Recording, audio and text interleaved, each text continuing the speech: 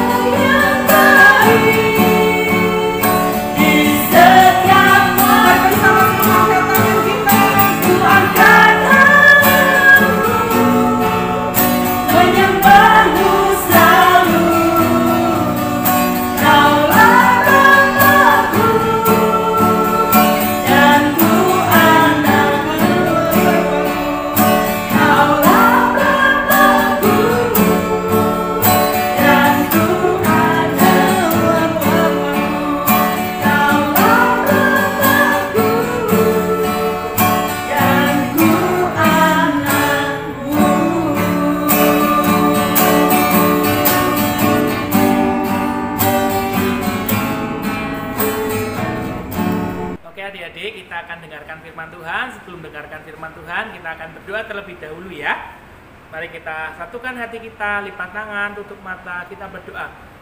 Ya Tuhan, terima kasih Tuhan buat hari ini. Kami bersyukur buat kasih-Mu, kami bersyukur buat kebaikan-Mu, sehingga saat ini kami masih ada di tempat ini, kami masih bisa beribadah bersama-sama walaupun secara online, tapi kami percaya Tuhan firman-Mu hari ini dapat menegur setiap kami, mengubah setiap kami ya Tuhan. Terima kasih, hanya di dalam nama Tuhan Yesus Kristus kami siap untuk mendengarkan firman-Mu. Haleluya, amin. Shalom adik-adik, gimana kabarnya? Pasti luar biasa kan hari ini? Nah, hari ini kakak akan bercerita tentang sesuatu. Hari ini kakak akan bercerita tentang temanya hari ini, hidup dalam kemenangan. Hidup dalam apa adik-adik? Kemenangan. Nah, kakak sebelumnya mau tanya kepada adik-adik, siapa yang di sini pernah bepergian keluar kota? Kakak juga pernah. Kakak pernah ke Semarang, ke Jogja, ke Malang, ya ke Jawa Timur. Tapi kakak belum pernah yang jauh-jauh ya. Paling di sekitar Jawa aja, enggak pernah yang ke luar Jawa. Nah, adik-adik, kakak hari ini mau cerita tentang seseorang yang sukanya berpergian keluar kota. Tapi keluar kotanya ya cuma jalan-jalan adik-adik. Kalau kita semua, kalau kakak pergi keluar kota, jalan-jalan. Adik-adik pergi ke Semarang, ke mall, ke Citraland, terus ke mall yang baru, mall Tentrem ya adik-adik ya. Ada yang jalan-jalan ke sana. Tapi ini beda. Ini itu adalah seorang yang suka jalan-jalan, tapi jalan-jalannya memberitakan firman Tuhan. Dia adalah seorang penginjil. Penginjil yang hebat, yang luar biasa. Namanya Paulus. Tapi adik-adik, sebelum Paulus tadinya menginjil, sebelum Paulus jadi hebat memberitakan firman Tuhan, dulu Paulus adalah orang yang jahat. Dulu Paulus orang yang tidak percaya sama Tuhan. Tapi Tuhan mengubahkan Paulus ya. Adik-adik, kita akan lihat videonya ya tentang perubahannya Paulus yang tadinya jadi orang jahat, terus sekarang Paulus bisa berubah, bertobat ya. Kita saksikan videonya. Saulus menjadi Paulus. Sumber dari Alkitab Perjanjian Baru. Kisah Para Rasul pasal 9 ayat 1-19. Waktu itu, Tuhan Yesus naik sudah ke surga, dan para murid kembali ke kota Yerusalem. Tapi, ada orang jahat, dia tidak suka orang Kristen. Namanya adalah Saulus, dia tidak percaya Tuhan Yesus. Saulus ingin mencari dan menangkap semua orang Kristen laki-laki dan perempuan. Suatu hari ketika Saulus pergi ke kota Damsyik, ada sinar terang muncul dan dia rebah ke tanah. Ada suara bertanya, "Saulus, Saulus, mengapakah engkau menganiaya aku?"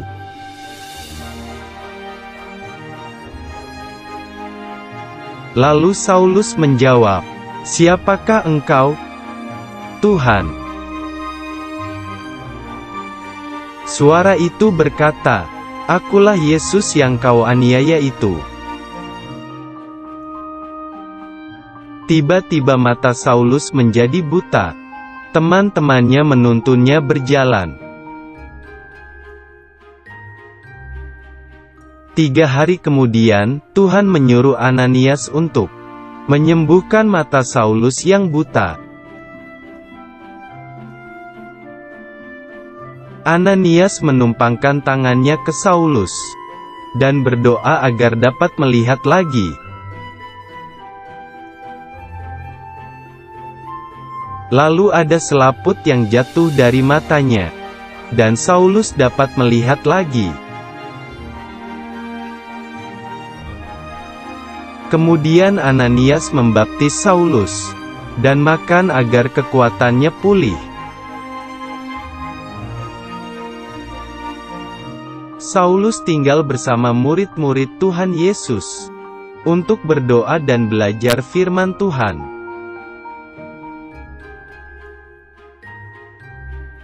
Akhirnya, Saulus menjadi percaya Tuhan Yesus, dan namanya diganti menjadi Paulus.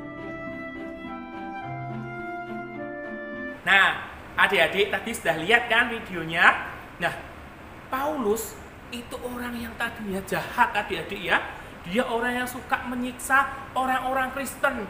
Dia bahkan punya surat dari imam besar kalau dia boleh menyiksa, membunuh, ya, membinasakan orang yang percaya sama Tuhan. Jahat kan adik-adik? Pernah enggak kalian lihat orang yang sejahat itu? Pasti enggak pernah ya. Tapi percaya enggak adik-adik, kalau Paulus yang tadinya jahat, rupanya bisa dipakai di dalam Tuhan. Paulus bisa dipakai Tuhan. Dia menjadi seorang yang menginjil, seorang yang memberitakan firman Tuhan dari kota ke kota, dari desa ke desa, ya, bahkan sampai ke luar benua, ya, sampai ke benua Asia, sehingga bisa kita terima firman-Nya. Nah, adik-adik, Paulus ini dulunya orang yang jahat, tapi ketika dia bertemu dengan Tuhan, yang tadi sudah kita lihat ya, dia bertemu dengan Tuhan. Ketika dia mau pergi ke Damsyik, adik-adik, dia bertemu dengan Tuhan. Dia ada sinar, dia bertemu dengan Tuhan. Semenjak itu hidupnya berubah. Semenjak itu dia bertemu dengan Tuhan, hidupnya berubah. Hidupnya menjadi hidup yang berkemenangan. Nah, hari ini kakak akan cerita tentang hidup di dalam kemenangan. Nah, adik-adik, hidup dalam kemenangan itu artinya yang pertama, Tuhan sudah menebus hidup kita. Kayak tadi Paulus, adik-adik, Tuhan sudah menebus Paulus. Artinya apa? Tuhan sudah menebus hidup kita. Kita harus bertobat. Kita harus mengaku dosa kita. Sama seperti Paulus, adik-adik. Ketika dia ada Tuhan, dia didatangi Tuhan dalam cahaya, akhirnya Paulus berubah, hidupnya bertobat. Yang tadinya jahat, dia menjadi berubah, ya, bertobat, mengakui setiap dosa kita. Bertobat itu apa artinya, adik-adik? Bertobat itu artinya mengaku setiap dosa kita dan tidak kembali kepada dosa lama kita. Dulu Paulus orang yang suka menyiksa. Dulu Paulus yang seorang yang jahat. Tapi Paulus ketika didatangi Tuhan Yesus menebus hidup Paulus. Akhirnya Paulus bertobat. Dia mengaku setiap dosanya dan berjanji tidak melakukan lagi. Nah, adik-adik, sama seperti adik-adik juga, ya. Tuhan Yesus sudah datang buat hidup kita. Tuhan Yesus sudah datang, sudah mati di kayu salib buat menebus dosa adik-adik, menebus dosa kakak, ya. Oleh karena itu kita harus bertobat. Kita mengaku dosa apa yang sudah adik-adik lakukan, dosa apa yang sudah kalian lakukan. Menyontek, apakah menyontek adik-adik yang kalian lakukan? Oh enggak, berbohong. Nah, kadang-kadang kak aku berbohong, kadang-kadang kak aku ngomongnya kotor, kadang-kadang kak aku ngomong yang jelek-jelek. Nah, adik-adik, hari ini ketika sudah mendengar firman Tuhan, hidup kita berkemenangan. Artinya hidup kita itu bertobat. Ya, Tuhan mati buat kita dan kita harus bertobat, mengakui kepada Tuhan, ya, mengaku kepada Tuhan. Nah, ayatnya ada kita lihat di Roma 6 ayat 23. Sebab upah dosa ialah maut, tetapi karunia Allah ialah hidup yang kekal di dalam Yesus Kristus Yesus Tuhan kita. Nah, adik-adik, tadinya kalau Tuhan sebelum datang ke dunia, ya, kita itu semuanya masuk neraka. Tapi ketika Tuhan Yesus hadir dalam hidup kita menjadi hidup dalam kemenangan. Artinya apa? Kita itu ada di dalam Tuhan. Kita harus bertobat dari dosa-dosa kita, ya. Kayak tadi Paulus. Nah, yang kedua, hidup dalam kemenangan itu artinya menjadi ciptaan yang baru. Menjadi apa, adik? Ciptaan yang baru, ya. Ciptaan yang baru artinya meninggalkan hidup yang lama, ya. Meninggalkan hidup yang lama. Kayak misalnya nih, adik-adik, Adik-adik dulunya suka berbohong. Adik-adik tadi sudah hidup dalam kemenangan. Adik-adik bertobat mengaku dosa kepada Tuhan. Ya sudah. Adik-adik harus menjadi ciptaan yang baru, meninggalkan yang lama. Yang tadinya suka berbohong, ditinggalkan bohongnya, jangan diteruskan. Adik-adik sudah bertobat, sudah berubah, harus berubah. Yang tadinya bohong, sekarang berkata jujur. Yang tadinya suka nyontek, sekarang mengerjakan dengan jujur. Yang tadinya sama mama, sama papa, sukanya ngomel-ngomel, sukanya memberontak kepada mama papa. Ketika Tuhan ada di dalam hidup kita menang, artinya kita harus menjadi ciptaan yang baru, berubah. Yang tadinya suka memberontak kepada mama, akhirnya menjadi taat kepada orang tua. Ya adik-adik ya, ini yang ada 2 poin yang kakak sampaikan hari ini. Dan kita lihat di 2 Korintus 5 ayat 17 berkata, jadi siapa yang ada di dalam Kristus, ia adalah ciptaan yang baru. Sama seperti tadi Paulus. Ketika Paulus menerima Tuhan, ya, dia bertobat kepada Tuhan. Tuhan Yesus sudah hadir dalam hidupnya. Paulus bertobat, dan Paulus, ya, yang tadinya namanya Saulus, ya adik-adik ya, bertobat, dia menjadi ciptaan yang baru. Dia tidak melakukan hal yang sama seperti dahulu. Dia tidak lagi menyiksa orang-orang Kristen. Dia tidak lagi jahat kepada orang-orang Kristen, tapi justru sebaliknya, dia percaya kepada Tuhan. Dia malah justru memberitakan firman, pergi ke satu kota, ke kota lain beritakan firman, pergi ke kota A memberitakan firman, ke kota B memberitakan firman, sampai semua mendengar tentang Kristus. Justru sebaliknya ya adik-adik ya, kalau tadi sukanya jahat sama orang yang percaya sama Tuhan, itu dibunuh, dianiaya, sekarang berbalik ya, dia menjadi ciptaan yang baru. Ya adik-adik ya, hari ini kita dengar 2 poin ya. Hidup dalam kemenangan itu adalah Tuhan itu sudah menebus hidup kita. Jadi kita harus mau bertobat. Yang kedua, hidup dalam kemenangan adalah kita menjadi ciptaan yang baru. Itu aja adik-adik. Hari ini kita mau belajar dari Paulus ya. Ketika dia didatangi Tuhan, ketika Tuhan hadir di dalam hidupnya bertobat dan menjadi ciptaan yang baru. Gimana adik-adik? Adik-adik mau seperti Paulus ya? Mungkin saat ini adik-adik mengalami banyak sekali dosa yang adik-adik lakukan.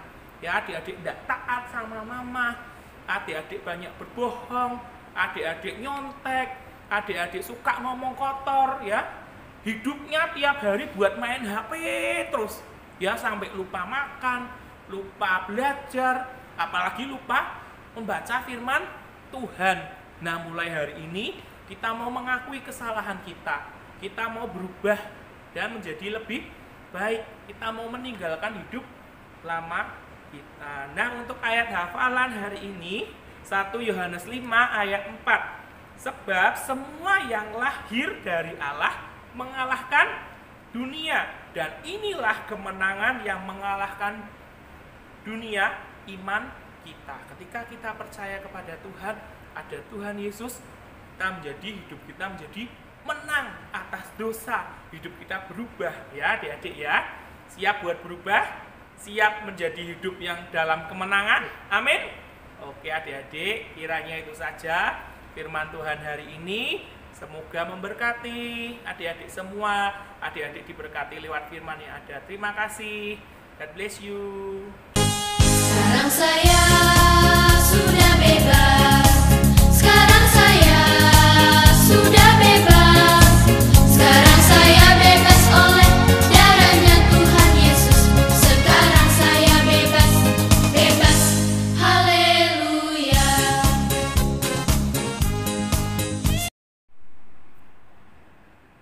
Coba.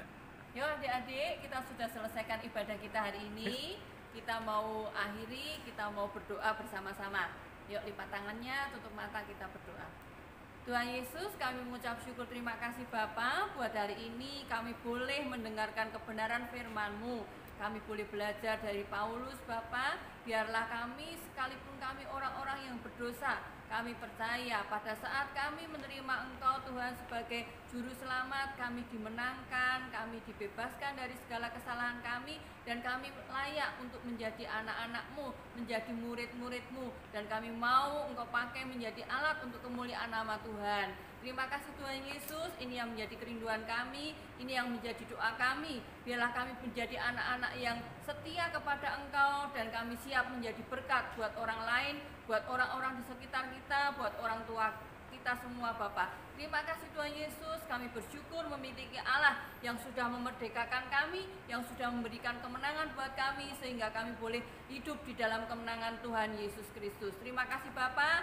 Saat ini Tuhan, kami juga naikkan syafaat kami buat bangsa negara kami. Biarlah Engkau sendiri akan turunkan belas kasih-Mu atas Indonesia Bapa. Indonesia boleh dilalukan dari segala permasalahan, dan juga Indonesia mengalami damai sejahtera, sukacita yang dari Tuhan. Engkau sendiri akan berkati pimpinan bangsa negara kami, Bapak Presiden Joko Widodo, seluruh menteri, staf jajarannya Bapak, dari pusat ke daerah. Biarlah Engkau sendiri yang akan tolong mereka untuk memerintah bangsa ini dengan takut akan Tuhan, dan kami percaya setiap kebijakan yang mereka ambil itu mendatangkan kebaikan buat kami semua Bapak. Terima kasih Yesus, kami serahkan juga tim medis yang berjuang di garis depan ke dalam tangan Tuhan. Engkau yang akan memberkati mereka, beri mereka imunitas yang lebih, biar mereka boleh bekerja dengan sempurna, dan segala keperluan, kebutuhan mereka Engkau yang akan mencukupkan, sehingga mereka terlindungi dengan baik Bapak. Mereka boleh memberkati bangsa ini melalui pekerjaan tangannya, sehingga Indonesia boleh dilalukan dari segala virus. Terima kasih Tuhan Yesus, ini yang menjadi kerinduan kami, ini yang menjadi syafaat kami. Kami naikkan semuanya hanya di dalam nama Tuhan kami Yesus Kristus. Sekarang Tuhan, kami mau terima berkat yang dari Tuhan. Yuk angkat tangannya adik-adik. Kita terima berkat yang dari Tuhan, kasih sayang, damai sejahtera, sukacita, kesehatan, kekuatan, hikmat, akal budi, kepandaian yang dari Tuhan menyertai kami semua, mulai saat ini sampai selama-lamanya, sampai Engkau datang kembali kedua kali Bapa. Dan kami terima berkat yang dari Tuhan di dalam nama Tuhan kami Yesus Kristus. Haleluya, amin. Shalom adik-adik, sampai ketemu minggu depan.